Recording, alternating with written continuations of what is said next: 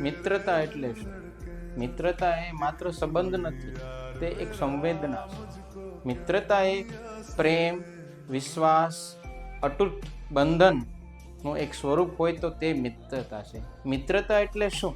મિત્રતા એટલે કે રણમાં મીઠા પાણીનો વિવડો. મિત્રતા એટલે શું? કે અંધકારમાં દીપકનું જેમ કારણ બને છે તે.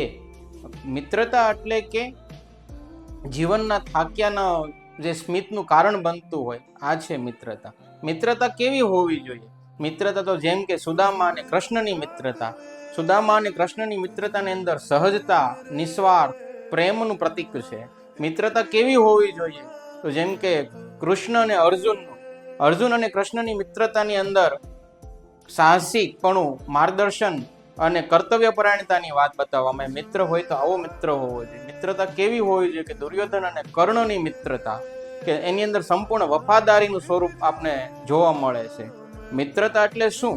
મિત્રતા એટલે કે કોઈનું ખાસ બની જવું એ નથી. મિત્રતા એ કે જે આપણા જીવનમાં જે વ્યક્તિ છે એને આપણે યોગ્ય બનીને ખાસ બનાવવા, આ છે મિત્રતા.